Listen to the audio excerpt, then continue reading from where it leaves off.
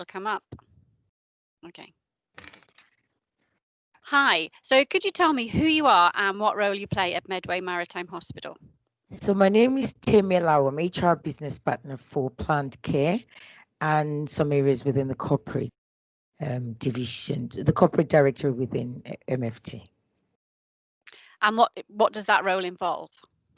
So as an HR business partner, I'm sort of the conduit between HR and the division, but actually I also support some corporate areas. So I think my role really involves me being an HR generalist, understanding all of the areas within HR, and working within the division, supporting division, but actually making sure that the division's objectives and roles are quite are aligned to that of the trust, and making sure that we're supporting the workforce and getting the best out of our people to make sure that we get the best outcomes for our patients.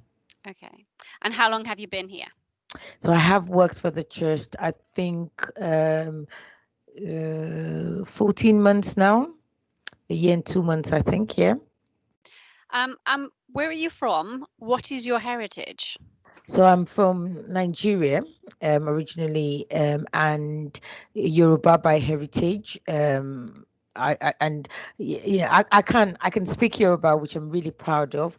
I can't write it, or I can't really read it, but I know there are lots of proverbs and lots of things I'm really proud of. I'm proud to be African. I'm proud to be Nigerian, and I'm proud to be Yoruba from Yoruba, from the Yoruba obviously ethnic group. And then what brought you to Medway?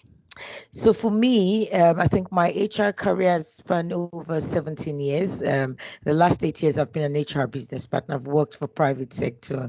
So I used to work. I used to be an HR business partner for the southeast of England, but actually it was because I did not have a work-life balance.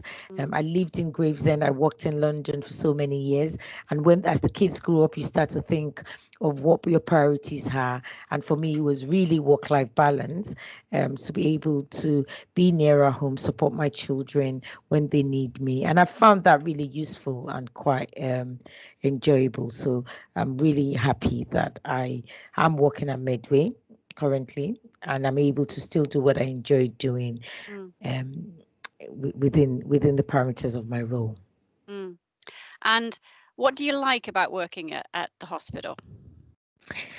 I think for me, I really I've had a lot of years of experience within NHS. I enjoy working for the NHS. I'm proud to work for the NHS, and I think the fundamental principle of why the NHS was created, but actually as a person, as a mother, as a patient myself, the value that the NHS brings is phenomenal. So to be able to contribute to that is just phenomenal for me. It's mind-blowing for me. I think for every patient that walks out the door that's had a good patient experience, that's had a good experience, a good outcome, obviously it just puts a smile on my face. I enjoy what I do.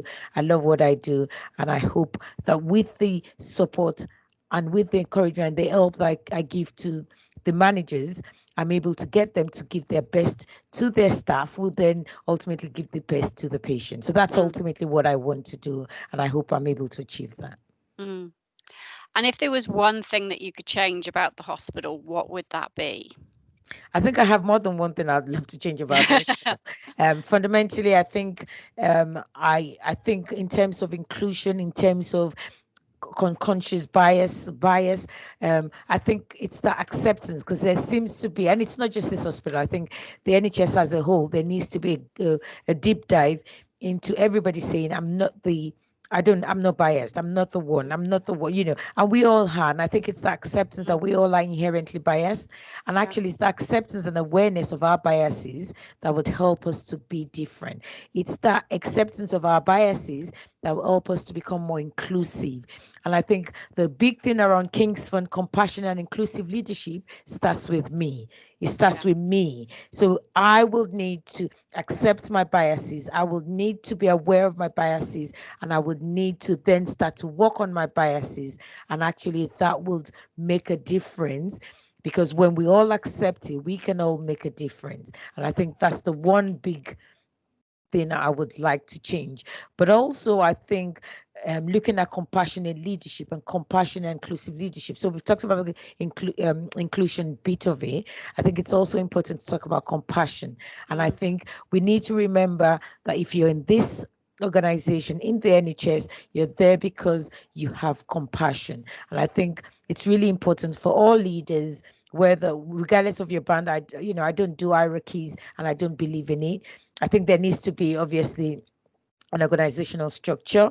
However, I think that as leaders, we all need to work together, and we all need to learn from each other. So it's really important that we're compassionate. It's really important that we think ultimately about the patient. It's really important that we all accept that in whatever role that we do, we're able to make an impact to the patient ultimately. And actually, mm, we someday we'll be patients ourselves. What experience do we want? And actually, mm, we need to give as good as we get. So we should be able to give what we expect back. So be good for the organization and for the leaders primarily to look at that.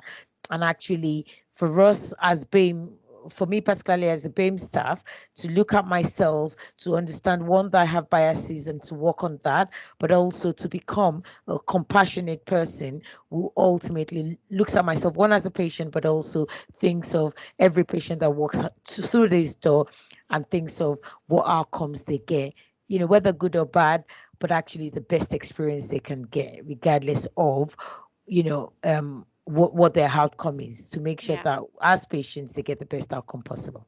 Yeah. Yeah. Um, and thinking of your career as a whole, you said you've been in HR for 17 years. What was been the biggest challenge that you faced? I think, to be honest, it will be the color of my skin. I think Mm, it's really sad when I see people, um, and I'm sure we all can resonate with this, when you see people who don't have the years of experience that you have, were at very senior roles, because of the influence they have, or maybe the leverage they've got, or because they know the right people.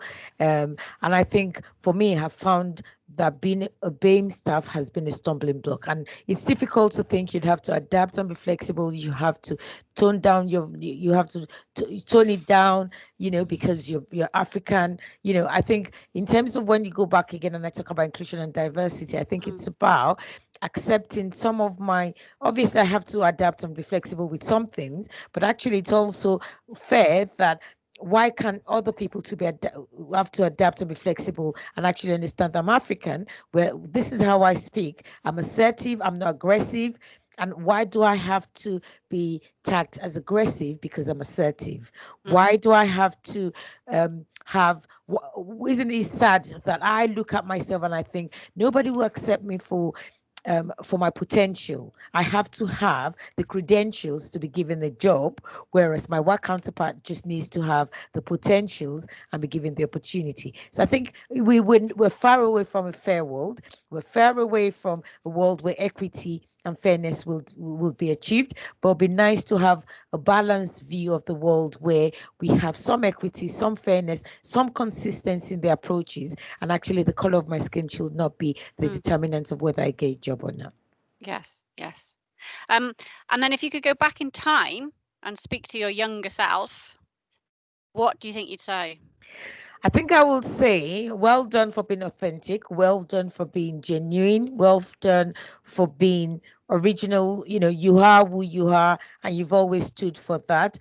Sometimes it hasn't worked for you, sometimes it has worked for you, but I think that integrity that I believe that I hold is key to who I am. And I would say to my younger self, well done, and keep on doing that.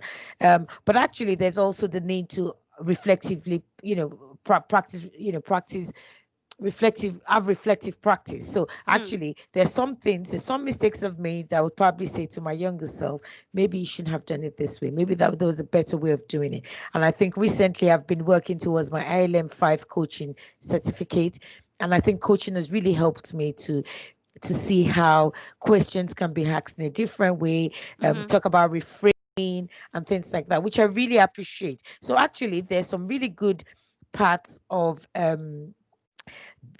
being British that is nice, obviously from the culture, but I think that um, there's also, as part of inclusion, that Mm. there's some parts of my culture too that should be looked at as nice. So at least it's working together to make sure that we all, because we all have the common goal. We all have the common goal of working together and Mm. getting the best outcomes for the patients, making sure that we accept each other, we're inclusive in all our practices, and we're actually well aware of our biases, or Mm. being honest and transparent about it, and being open to listening and accepting and actually working towards change. Yes. Yeah. Thank you. Thank you so much. Thank you.